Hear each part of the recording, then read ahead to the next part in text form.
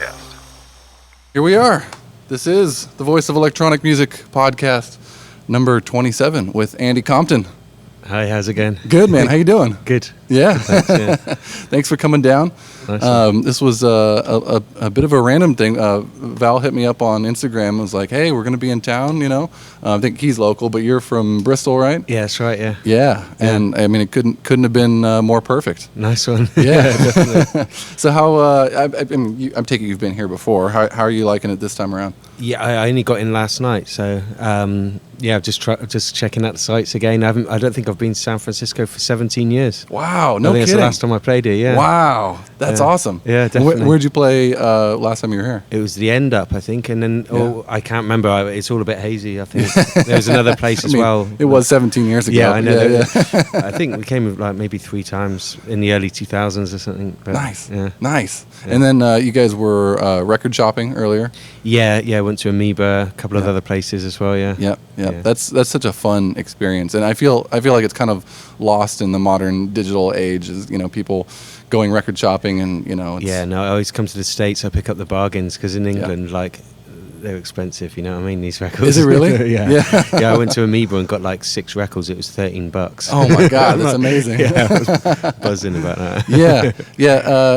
I think they got to kind of price them cheaper because everyone's so, you know, like, oh, I'll just get the MP3, you know. Yeah, I guess there's a lot more here as well. It was a lot more popular, that music. Yeah, right, you know, it's all from America as well. So. Right. I think it almost turns into like an industry party, you know, when you go into the record stores, because it's like all, you know, it's all DJs and producers and music aficionados at that point, right? Definitely, sure. So how's Bristol treating you?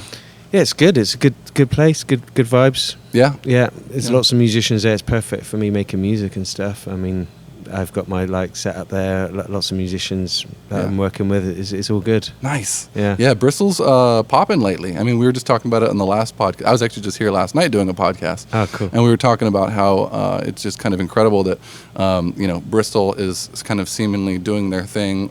You know, while like Dirty Bird is doing their thing out here, and there's so much like they're so similar, but on other sides of the world. You know what I mean? And it's just really cool that, like, you know, it's cool to see other parts of, you know, the UK's always held it down for electronic music, and actually kind of pioneered it to a certain degree, but it's fun. Yeah, I guess lots of good stuff coming out of Bristol had it was the drum and bass was born there, dubstep, trip hop, right, grime, all that kind of stuff. UK grime. I guess I don't know much about that, but apparently, right. Garage or garage or however you want to say it. Garage. Yeah, it depends where you live. Right. Yeah. Exactly. Yeah. Which side of the pond? Cool, man. Well, so you know, I was looking through your stuff, and man, you have like a laundry list of tracks you've released, and it said something was it like 30 albums and 100 and I think it's like 38 now, actually. Okay. Yeah. and some maybe your RA is a little maybe needs to be updated. It needs updating for sure. Just crank them out so fast. I'll get on that. And 120 EPs. That's just maybe 150. Wow, that's staggering. That's insane, man. Yeah, it's that's a lot cool. of music. So sure. how are you able to really just kind of crank it out like that? Because I think that's what most people, you know, have difficulty with, is kind of this like steady clip of music that you really need to have to like gain a lot of traction, you know. Yeah, well, it just comes to me. I mean, most of the music I make is kind of is house music, but with live instruments. So it's quite easy to do. You get a beat going, you jam over it, and then you get a vocalist over it, add some strings, some little bits, and then it's done. Oh, it's nice. Yeah, so you can do a song in a day, or maybe a couple if you want. You know, it depends. Right. Yeah, you don't have to spend like hours. I'm not tweaking the guy. a synthesizer. And I don't go down that road. If it doesn't work in 10 minutes, I move on to something else. You know, I guess I'm a bit hyperactive like that. You know? Right. No, I like it. It's a refreshing take on making music. You know? Yeah. And I think people could benefit from incorporating more live stuff into their tunes. I mean, it works both ways. I mean, some people can sit and make the song sound perfect and like spend a month on a song, but that's not working for me. I get bored easy, so I just do stuff quick, really.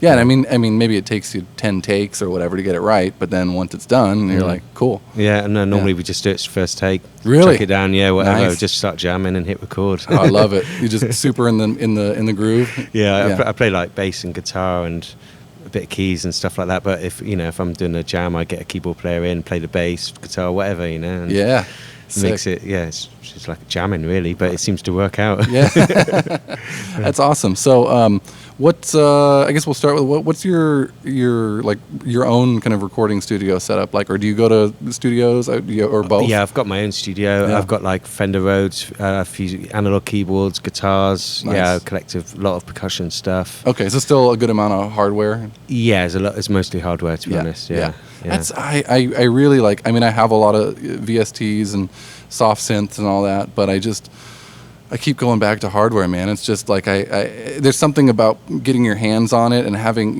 not having to map out MIDI, controls and all this stuff, and the less fussing I have to do beforehand, the better, Yeah. And I tend to buy things like synthesizers or drum machines that have like one knob per function. Yeah. You don't have to menu dive and all that, Yeah, no, it makes it a lot.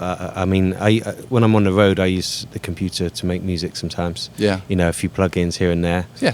But say I go to South Africa quite a bit, and when I'm over there, I make a bit of music with the guys over there. But it's mainly they come, we record guitars and stuff like that. So we just use it as a multi-tracker basically. Oh, really? The computer, yeah. So yeah, I use a few VST things here and there, Yeah. Mainly computers are glorified multi-track. Yeah, exactly. Yeah. Exactly. I just use Ableton for that, really. Right. Yeah.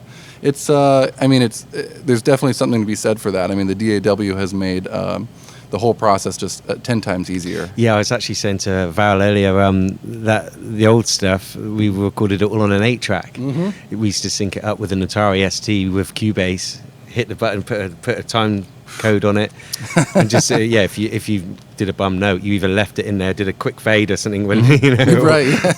But it sounded really fluffy. It didn't sound like perfect production. It sounded quite rough, but people liked it. To my ear, it was a bit like rough and a bit hazy sounding, but it gave it character, I guess. There's a character and there's a charm to that. Yeah, that's definitely. Actually what I try to do with a lot of my recordings as well. Even if they're like in the box completely, I'll record as many kind of mini performances, I call them, as possible.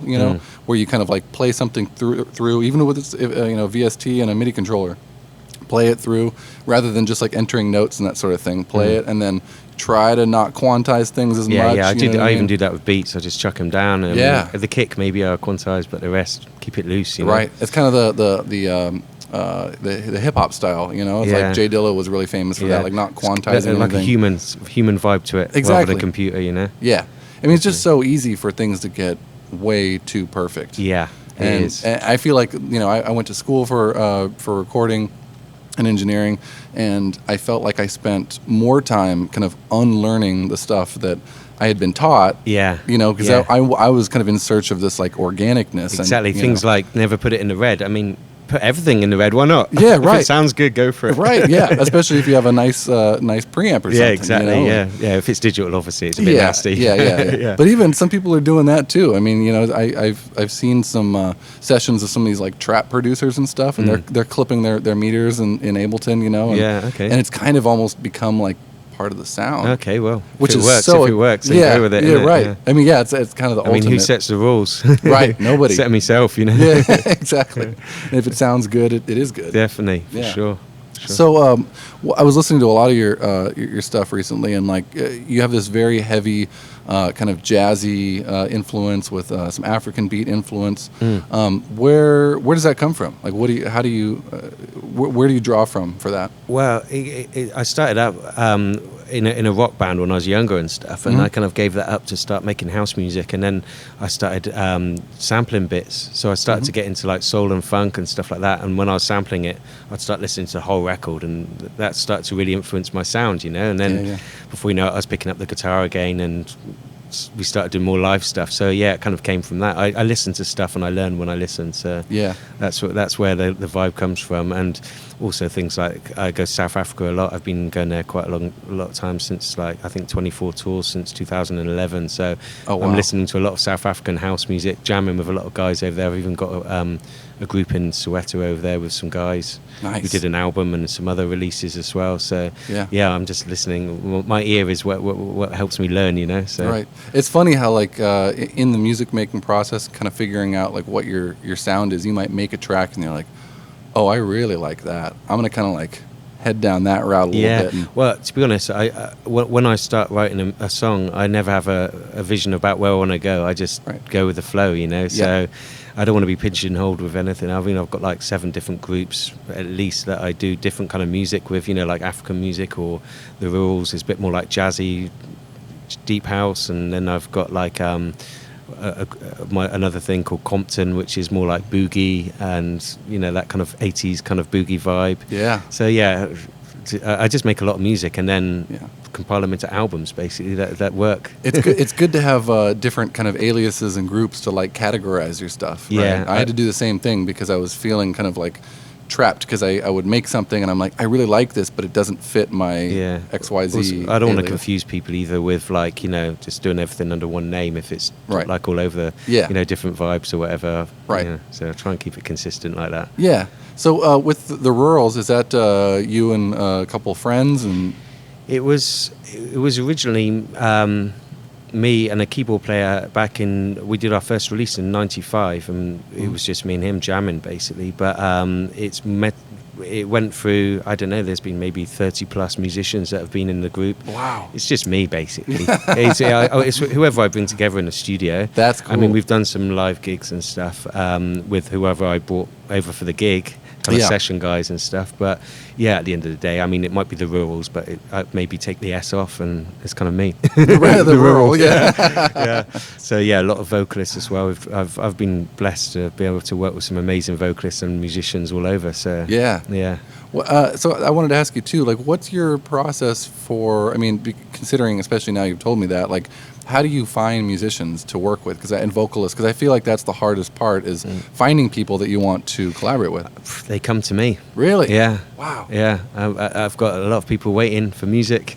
I can't make enough music for them, basically. That's incredible. So it's got to the point where I'm getting a bit fussy about who I want to work with now, but there's a lot of amazing musicians, even in Bristol where I live, you know. There's a couple that I've been working with quite a lot in Bristol, and they're spot on, you know. Wow. Yeah, one of them's this girl called Celestine. She's in the band Black Box as well, you know, from... Oh, yeah, it sounds familiar. Right on Time and all that kind of stuff. Yeah. She's touring all the time with them. She's also got her own stuff that she does, but she's kind of like on that Shaka Khan kind of tip, you know. She's amazing for sure. I love stuff like that. Yeah, definitely. So I've been lucky in that department, and musicians as well. I've got whatever I want, I can just call someone and get it sorted. Right. Either over the internet, or if they're local, get them in the studio. Yeah.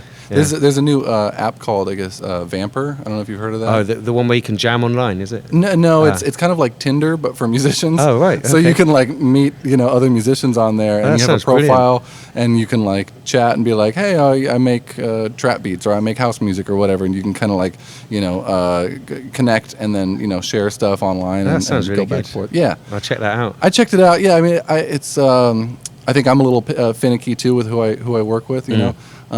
But it's definitely cool. I feel like they're headed in the right direction. Yeah, you know, that's cool. Yeah. Sweet.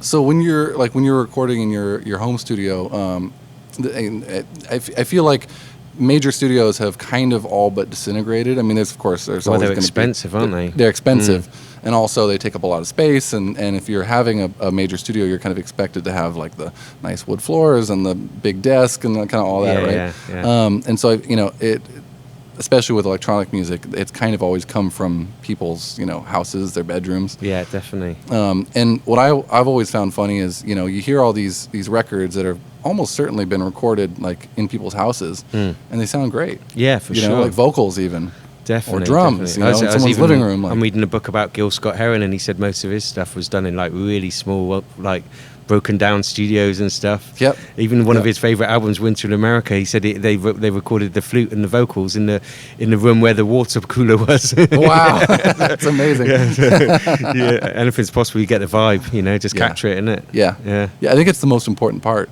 I was reading an interview with, or maybe it was a video with Skrillex, and he was talking about how he just uses the little mic on his like MacBook, the one like built in. Wow, that's crazy. For some of his vocals, and of course they're usually heavily affected and processed and stuff. But like that kind of blew my mind. He's like, yeah, and whatever's in the background, if there's noise and stuff, like it just becomes a part of the song. Yeah, I mean, who creates the rules again? I mean, I also like Marvin Gaye. Apparently, he used to hate going in the vocal booth. He used to just lie down on the settee in the control room, grab the mic just like that, and just sing all his vocals like that. Yeah, I heard the same thing about Michael Jackson a lot of times. Yeah, he liked to be in the control room. Yeah. And if you feel comfortable, that's when the best. Also, sit down and relax. And, maybe there should be more couches in vocal booths. Yeah, yeah, definitely. You just got to feel comfortable being in a little room like this. Yeah, I don't know. Maybe that's not the best. There's something to be said too for being in the. And I've never actually. I mean, I've been in many large. I've worked in a big studio, but I feel like for myself, I need so much time to kind of just noodle and stuff. Like if I was paying for that time, I would personally rather pay for the gear. Yeah, and learn it and just do it myself and be able to, my stuff is in my room, literally next to my bed. So I'll like roll out of bed and just like turn everything on, start experimenting and stuff. Or vice versa. Make something or work on something until 2 or 3 a.m. and then just pass out. Do it in your own time, isn't it? Right. I guess when you're rushed in the studio, you're paying for it. It takes a bit of the magic away, Yes. I guess to play devil's advocate, there's also something to be said for. Yeah, of course. I mean, if you've made the demo and you just want to go and tight it up in a big studio and make it, get strings also recorded like an orchestra or something. Right. I mean, having a small orchestra over to your house to record is not exactly the best setting. Yeah, I've done some little bits like that. Have you? Yeah. But it's worked out okay. But yeah. Yeah. What are some of your favorite tracks or like collaborations you've done like in your studio there? Wow, there's been. I know it's a very broad question. Yeah.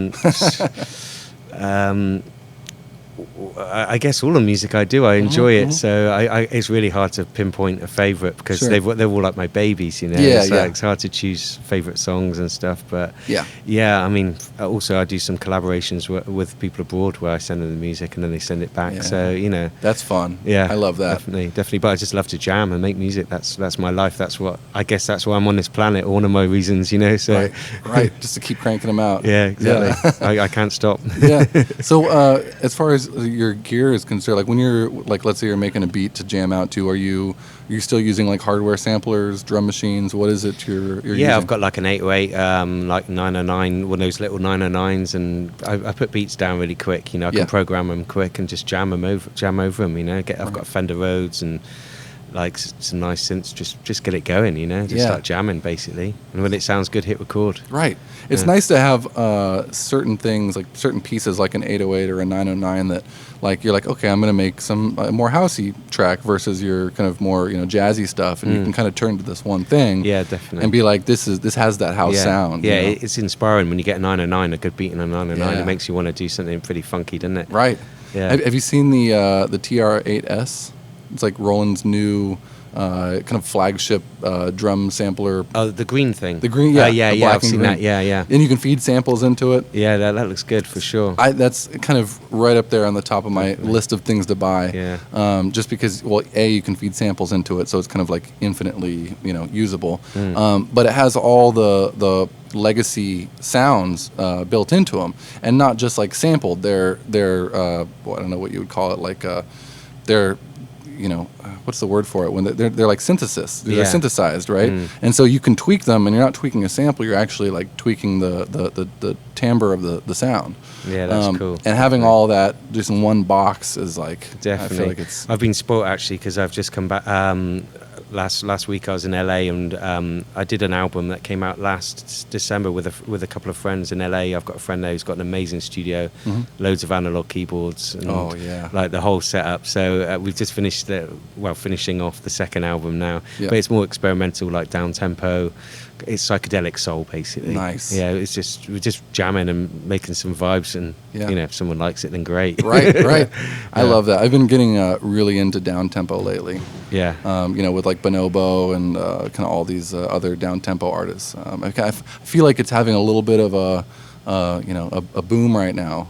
For whatever reason. I mean, if you can have someone like Bonobo or Tycho like headline a festival, and it's down tempo, like that's like pretty. Yeah, amazing. I'm even thinking now it might be nice to get the rules back on get a band together and hit the road. I mean, I've got some offers in South Africa. I headlined a festival in South Africa a couple of years ago, and it was really good. I guess it's just a lot of putting together, getting everyone and all the flights and all that sorted. But it'd be really nice to do something like that for sure. Right. Yeah. What's the scene like in South Africa? Like music scene? It's for deep house. It's amazing. I mean, the two biggest styles of music over there are hip hop and deep house, basically. Wow. Deep house is like, you'll hear it on the radio. As soon as you get off the airport, off the plane, you're going to hear deep house. Really? Know? Yeah, like that's so wild to me. Deep soulful house. Wow. And it's mainly big in the townships. People grow up, all generations. They love house music. Wow. It's I know it was a shock to me when I found out about it, but I've had some lucky breaks over there with like EMI, Sony, WEA, Universal. They've licensed all of our albums over there, and some of them done really well, you know. So that's incredible. Yeah, so I've been going there a lot, and also when I go there, I go straight onto mainstream radio, do TV shows, all that stuff. It's a trip for sure. Wow, it's amazing that electronic music has really kind of taken over. I mean, I feel like 15 years ago that would have been, you know, top 40 or something, you know. And now it's like just straight up house music. Yeah. The first time I really heard that, or I'm sure it was happening before, but I remember I went to Cancun like before I even started making. It was right about the time I started making music, around like 2000. And I went to Cancun, and I was hearing like trance and techno and stuff. Not even like the techno we have today, more like, you know, Darude Sandstorm and stuff. But it was playing like at like bars and stuff, you know, like at restaurants. And I was like, wow, that would not happen in America. Yeah, it's funny because house music was born in America, but it seems like it doesn't get the love it deserves anymore. I don't know why. I mean, even places like Chicago, you don't really hear it on the radio, and it's more like hip hop and stuff. Right. I know Detroit's got a brilliant scene up there. I mean, it's good vibes, but the guys in Detroit seem to play out, you know, in Europe more than they do in Detroit. And it's funny. I guess you always loved more out of your town or your country or whatever. Right. I mean, I get more gigs abroad than I do at home. Yeah. Oh, absolutely. So, I just said that on the last podcast. You're never going to be a king in your own city. Yeah, I don't want to be a local hero. I'd rather be loved all over the world. Right. Yeah. Right. So, yeah. You always be that cool Bristol guy, you know? Like I hope so. Yeah. I try. Right. That makes me wonder, though, like, you know, does radio have a stranglehold on kind of the pop stuff? Because, you know, it seems like they want this kind of music that's poppy, that they can manufacture, that they can really rinse, you know, especially like, I don't know if you're familiar, but out here in America, like pretty much everything on the radio is owned by Clear Channel, all the radio stations. Okay. I don't even know what Clear Channel is. Okay, so Clear Channel is just like, there's barely any more small, locally like owned mom and pop radio stations. Okay, they haven't got the university stations anymore. They There's do. a few like KCRW and stuff. Yeah, but it's like oil and water. You've got your kind of college stations, and then Clear Commercial Channel. They've bought out pretty much everything. Oh, right. There was one called Energy 92.7 out here for a while, and they were playing electronic music, you know, and it was based out of San Francisco. And they were playing house music, and then it would, you know, switch to something like deeper, like deep house, and then maybe in some techno, maybe a little bit of trance on the weekends, that sort of thing. And what were they called? They were owned by, I think, like Brown Bear or Good Bear or something like that. And then eventually they got bought out inevitably by Clear Channel, and now it's just some regular. Yeah, I guess people still listen to radio. I mean, internet radio is people like that, and it's a bit more underground. There's no limits on what you do, what you want to do, I guess. So, yeah, right. But yeah, I haven't listened to the radio for a long time, so I don't really know what's going on in that department. Yeah, it's almost like a snake eating its own tail. You know, like.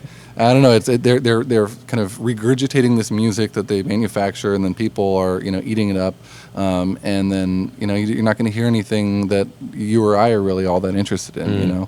I think maybe in England we're quite lucky because we have BBC 4, which is a channel which, like, Giles Peterson does a show on there and people like that. So I think that's you're going to hear more like soul, funk, and nice different music there. Sure, yeah.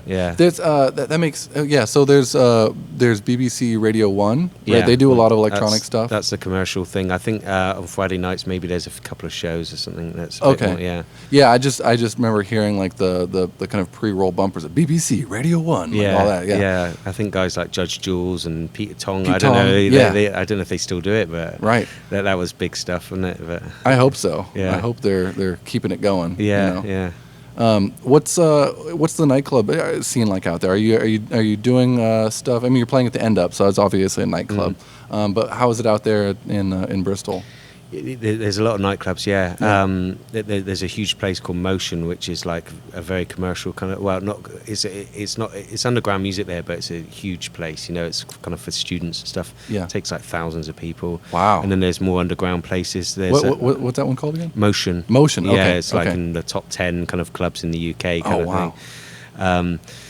Yeah, they don't let me in there. I got caught smoking weed, so they kicked me out. Oh no, that's pretty much a requirement out here. I know. So yeah, I can probably say that here. So I'm not too embarrassed. It's just a herb, you know. Yeah, right, yeah. But there's great underground places as well. There's people who do like events in small kind of like strange kind of caves and Warehouse vibes, on boats and stuff like that. Yeah, there's lots of like secret shit. Location parties and stuff. Yeah, there's a really good vibe, and there's a few clubs that do good music that are open till like 4 a.m. or whatever. So nice. Yeah, there's a good scene. There's always every weekend there's good stuff going on. Basically. Yeah, and also a great live music scene as well. Right, which I like to get involved in. You know, where's Printworks? That's London, I think. That's London. Yeah. Okay, yeah, that's one that's like shot to the top of my list. I'd like to check that out. Yeah, I've never been there actually. I haven't been to London. Well, I've been to London a bit, but I haven't played up there for a while. You know. Yeah. And Fabric, of course. Yeah, Fabric's a epic place for sure. Yeah. What are some of your favorite venues out there in Bristol? There's a small place called the Lovin', which is cool. I've been doing a residency at a place called the Pipe and Slippers, which is like it's like a bar, but it's a late bar kind of thing. But I've been doing that for like 6.5 years now. Nice. First Thursday of the month. Oh yeah. There's a place kind of like that right around the corner here. There's a place called Wish. Oh, okay, yeah. I walked past it. You walked past it, yeah. It's definitely more of like a bar, but it have a really cool kind of like dim vibe, you know, and it's really like long and narrow, kind of classic San Francisco. Yeah. Well, I can play what I want as well, so exactly. That's great. Loungy. They haven't fired me, so I must be doing right. Something. Yeah. That's something I'd like to do is maybe taking the forefront of my vacation choices is going places to check out their nightlife. You know? I did that in Thailand, and Thailand is kind of its own beast, you know. Yeah, I'm sure. Everything is like kind of 5 years behind in Thailand. Yeah. So you go there and you hear a bunch of like electro and, you know, like dubstep remixes and that sort of thing. Yeah. It's cool though. I mean, it's definitely a different world, you know. But then of course, Printworks. I mean, Printworks just looks like incredible. I love places that were one thing, you know, like Printworks was, I guess, a giant factory for printing newspapers and stuff, and then they turned it into, you know, essentially a nightclub. But you can still see the giant, steel pieces on the wall, and nice. And it just looks like a giant factory. And then, but they've retrofitted it with, you know, giant mover lights and fog machines and all that. Yeah, sounds cool. This place used to be I think a transmission factory. Oh, cool. So these big, what looks like Tron lights now, used to hold like big hooks, and they would drive cars in through the doors that we've, you know, blockaded. Yeah. And they would, you know, hoist the engine out and, you know, put it somewhere. It's got a bit of history. You're right. Yeah. Nice. Yeah. I don't know. I'm not super into history in general, but weird things like that, kind of like kind of urban history, really fascinate me. You know? Yeah. Sweet. Yeah. So so you're playing the End Up tonight? Yep. Yep. And it'll be your second time at the End Up? Yeah. That's a great spot. Yeah, that's like that's one of my, I mean, I talk about it probably too much on this podcast, but I mean, you know why it's called the End Up? Yeah, because everyone ends up there. Exactly right. Yeah. But they don't sell alcohol after 2. Is that right? That's kind of just a thing in that's the law for California. You got to stop at 2, but then they start back up at 6. Which is just a crazy work. Do they? Yeah, right. Okay. Yeah, so then they start back up at 6. And selling alcohol again? Yeah. Okay. Yeah. So if you're still there, and then they stop at like noon or something, and then open up back up later. What are the weekends, so like Sunday and Saturday? And yeah. Okay. But it's great, you know. I mean, there's usually like after hours here in the city if you're so inclined to make it to one. But I mean, if you're at the End Up, you can just kind of, you know, just hang around, and keep going there. Yeah. Yeah. Well, I've got to catch a flight early tomorrow, so I won't be hanging around too much. Oh, that's right. Yeah. It's Thursday, right? Yeah. It's a school night. Are there after hours out there in Bristol? Oh yeah, for sure. Yeah. Yeah. There's the spots mainly someone's house or something, or someone's, you know. I love that culture. You know, like taking like a old office building or something and turning it into like a rave den. Yeah, you know? yeah. There's definitely rave dens going on. Yeah, for sure. Putting a sound but system up. There's one thing I've noticed in Bristol is they don't just stick to one sound. People play like whatever they want. They disco, funk, soul. Yeah. They'll play deep house, and then they'll just play whatever they want. I mean, one of my favourite venues in Bristol actually is the Hells Angels Clubhouse. Oh, and they've wow. got an underground. They've got an underground basement which can fit 500 people in. Holy cow! Yeah, and that's great because they do the security there as well. Really? And these guys are nuts. I tell you, and the place, no one even drops anything on the floor or anything. Oh, you know? my God, yeah. The vibe's proper, you know. Yeah, right. That's so great. Definitely. So not to switch too hard here, I wanted to ask you about Peng, your record label. Yeah. Can you tell me a little bit about how you decided to start that and like where the name came from? And yeah, it started in '99, so it's actually 20 years old at the minute. Oh, wow. This year, yeah. So Crazy. basically, I was releasing on a lot of labels, and a couple of labels I was having problems with, like getting paid and stuff like that. So decided to start my own label for our own music. Although it did probably out, at some point we've had like 20 different artists, but now I just use it for my own music, my own projects, because if I'm going to hustle on something, might as well do it on my own music, Right. because it's hard to break unknown people and stuff. Financially it's not viable. Not that I'm doing it for finance, but you've got to keep everything going. Yeah. The name came from the bass player that I had in the Rules back in '99. He was in prison with another guy, and they started getting into this religion in Japan, a Chinese religion about a fish, and it was called the fish was called Peng. Oh, whoa. Yeah, but now the word Peng in England means good weed, good chick, hot chick. Oh, interesting. If you look it up in the Urban Dictionary, it's blown up, and people Really? are trying to nick the name left, right, and centre. There's even a Peng sound in Bristol that I had to get hold of and say, dudes, you can't be nicking my name. Oh, wow. So it sounds like the word dank out here. Yeah, I guess it's something similar to that. But back up 20 years ago, that wasn't a name that people were using, but now it's it's quite a common name for like street slang. You know what I mean? Yeah. People say, "No, that's well Peng," kind of thing. But I'm gonna have to adopt that. yeah, go for it. So yeah, 20 years we've done that. I think it's probably about 40 albums, 60 EPs on vinyl, and 103 digital releases. Wow. Yeah, that's crazy. Yeah. So what's the most difficult part about running a label for you? It's not really difficult. I love it because I have 100% control over everything I do, and also have my own publishing as well. So this is the only way I've worked out that I can make a living out of this by doing underground music, is by having my own label, my own group, my own publishing, and even I'm my own manager. You know, so I do all that stuff. I mean, I have a few small booking agents that I use, but I'm in charge of that kind of stuff. So. Yeah, that's the best thing for me. I mean, of course, there's a way you have to try and promote your stuff. I have a list of like 300 people, my favorite DJs that I send all my stuff to, and that's basically the best I can do. I mean, if you start like hitting up the magazines and stuff, that's great, but I don't even know who reads written press nowadays anymore. Right. You get it to the people who do the blogs, that helps. Yeah, just try and if the music's good, people will give it a push.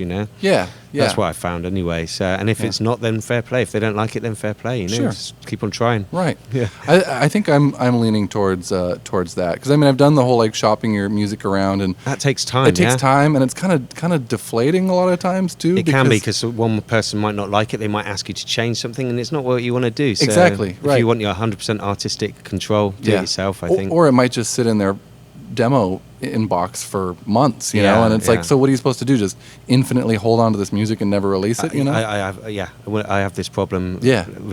I do still release on other labels. Okay, yeah. But not so much. Normally, if someone says, we really, really want to press this to vinyl, I'll definitely go for that, you know? Yeah, right. And see, if you can get a bit of an advance, all that kind of stuff, you know, that always helps. Yeah. But the majority of the stuff just comes out of my own label, because I don't like messing around. Like you say, I don't want to sit on the stuff for a year or 2 years. Yeah. So sometimes I do a track and I want to get it out 2 weeks later, you know? So. Right. And I feel like it's got to be easier than ever. I mean, you can like I've done stuff with distributors and that sort of thing, and just kind of released that way. I guess you'd be a good person to ask what else is involved, and I'm asking for myself here. Like, what else is involved?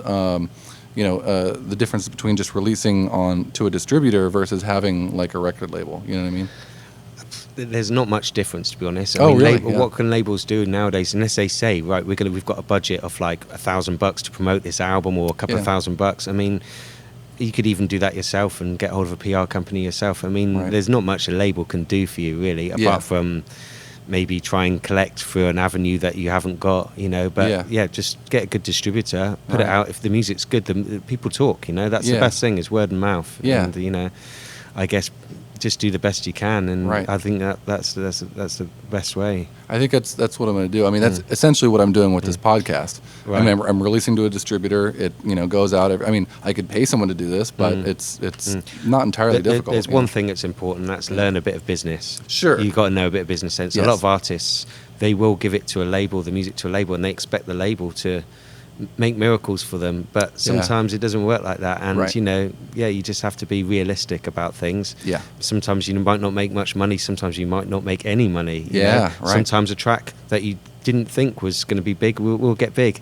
Also, there's things like people picking up your stuff for like film scores or whatever, and using it for background music. All that stuff helps as well. To have a good publisher is quite important. Interesting. And so then how do you what's the process of I've never made anything that has earned much of like royalties. What's the process when you like collect your royalties? How I have a publisher as well. I have EMI in Universal in South Africa. They claim for all of Africa for me, and then I have a company in England that claim for the rest of the world. They have like an office in every country. Okay. And if the music's used, they quickly collect it. So it's like BMI or anything like that? That kind of thing. But this company's kind of affiliated to those kind of companies in each different territory.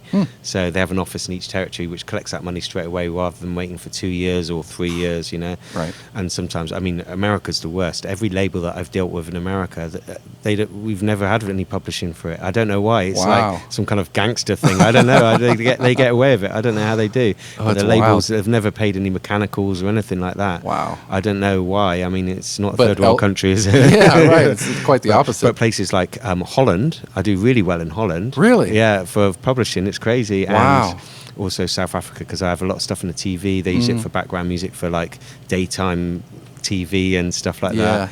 Yeah, so it makes me wonder. I mean, obviously, I think here in America, piracy is like a big thing, and a lot of times you'll hear stories about some company, just grabbing a song and using it for their commercial, and well, if they do that, then they're stupid, because all that person has to do is get it cleared, or get a lawyer to help them get their money back. If that happens, for sure, you should jump on that. I can't remember what it was. I remember reading a story about something that made it into there was a bit of irony there, where it was a company that had like made a big deal of using their logo some places, but then they used someone's like Deadmau5 is a great example. Okay. So Deadmau5 had a track that was Deadmau5 started getting shit by Disney by using his the Mickey Mouse because it looked too much like Mickey Mouse, and Disney was like pressing him on it. And then, sure enough, someone found one of his tracks, Ghosts and Stuff, that they had released and put to some old like cartoon about ghosts or whatever, and they had released that without clearing it with them. Wow, that's crazy. And then he was like, "Oh, you wanna fuck around?" Like that's that's crazy for sure. I mean, I think if they use for TV and stuff, if they use more than 50 seconds, they have to clear it properly. Yeah. Otherwise, there's a standard rate set in the country for what you get for that. Interesting. Yeah. So if it wants to be used, like say for Netflix or something, they have to clear it. Or, you know what I mean? So. I would think that it would be at all. I mean, not just 50 seconds. I mean, 50 seconds could be a entire Instagram commercial or something. True. Yeah. I think there's certain specifics that the legal specifics, but I think for like just TV, background TV, I get a lot of that, and they just use a little bit that loops around. They don't have to ask you. Yeah. They can just do it. Interesting. But they have to write it down and obviously pay you for it. So, Interesting. That's a whole other world I need to, and I will start, tapping into. Well, it might, if you can work it properly, it might pay a third of the revenue that you get back from the music. So that's worth looking into. Yeah, and I really, it's kind of unfortunate, but I do feel like that's kind of the plight of the musician these days, is just kind of scraping up loose ends everywhere. Yeah, and some musicians don't want to do that. That's the problem, and that's the ones that are struggling, really. I Right. mean, that's what I mean about the business thing. You've got to at least have a bit of business sense to you. Yeah.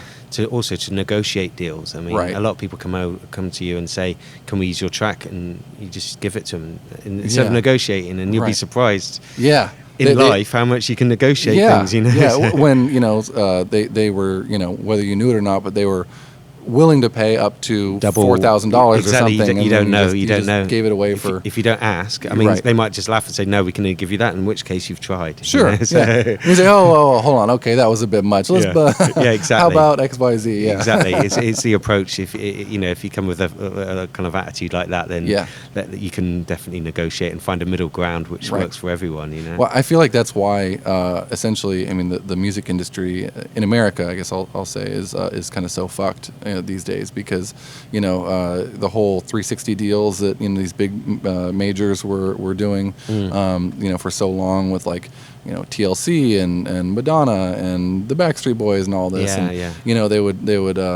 they would just, I'm sure all about it. It's, they give you 6%. You'd have to pay for your own studio time and everything. And they give you an advance, and you think which that's you're never going to be able to recoup. Exactly right, and you think that's like something you can but that's supposed to go towards. That's not living money. That's money to go to the studio to make your album or whatever. Exactly. Yeah. So it's kind of. I partially there's a lot of Schadenfreude that's kind of that I'm enjoying watching a lot of these majors kind of go through growing pains with the internet and Napster and piracy and stuff. And that's the thing. Why do you record why do you release digitally on say Universal? They're just going to put it on iTunes. Yeah, right. And then cut the money half of you. Why don't you just do it yourself? I mean, right. It's there for ingestion. It's not like sure, there's large manufactured groups that get these huge pushes and of course make it right to the radio and then I say use Bandcamp as well. It's a really good to have your own little shop. Yeah. Bandcamp's probably one of the best. It is now. I really like Bandcamp because also obviously they only take 15-20% or something. So that helps, Yeah, and a lot of like Tycho, I think releases a lot of his music almost exclusively on there. I mean, he does, of course, Spotify. Yeah, I've started to do that with the albums. I put it on there a month before. Yeah, and then also if you have a contact who does the Bandcamp daily, if they put it on there, it starts to sell a bit, Right. So that's good. It's definitely my favourite shop digitally to sell to. Yeah. And you can do all the back end yourself. You can put whatever you want on there, give free bits away, whatever, Yeah, and kind of structure it however you want. Like you can pay this much for for all MP3s or this much for waves. Yeah, or no, it's the same amount for whatever format you want. Yeah. That's great. And also I've got a label page there, so it's got all the artists under one page, which is really good because although I say we haven't got other artists, it's all my different projects. Right. So there's all your different personalities. Yeah, exactly. So that's funny. Definitely. And so I think you've motivated me. I'm gonna I think just start self distributing my I think stuff. it's the way forward, to be honest. And like I say, if people like the music, it will spread. Yeah. Right. Definitely. Right. So I wanted to ask too. Not many people have done the whole vinyl thing, and it sounds like you were releasing almost exclusively on vinyl for a while back in the day, for sure. Yeah. Back in the day, and then now switched to digital. So I mean, two things. Like, what's the process of recording for vinyl, pressing it to vinyl, and then I guess how was that switch to digital? Well, I guess the process, especially nowadays, to make vinyl, it's the waiting time. The pressing plants are backed up. There's a lot of people doing like reissues of Led Zeppelin and stuff like that for the hipsters who haven't got record players. All that stuff. It kind of gets in the way of this stuff. Sometimes it can take 6 months to press your record, and a lot of them are really small places. They're not like big factories. They're all quite small places and stuff. So. But back in the day, we used to press 1,000, start with 1,000 of each record, and then some of them did like maybe 4,000 or whatever. And nowadays, if you sell 300, that's a result. That's a real good. Just to break even now is a result. And I'll be doing like an album every year on vinyl or something, just for fun, just for ourselves. Just to get the thing in your hand with the artwork and stuff is beautiful. But it's nice. A lot of effort. Yeah, and it's not you're not going to make money out of vinyl. So if you're doing it for money, then don't bother. I mean, you barely make money a lot of times as just doing digital. That's the thing. Once you pay for the artwork and all the promotion, it's nearly got to a point where releasing music is you're hard to get gigs and stuff. You got to keep it consistent, otherwise you're not going to get booked. What have you got special that you're going to bring? I mean, when I do a DJ gig, I'm playing a lot of exclusive stuff that hasn't been released, so it's a bit more special than just I guess that's sort of the way I use them. It works for it, roundabouts, and that will help for that. And the main thing is to get gigs also, because that helps pay the bills. Right. That's the main income that I get is from doing performing. Yeah.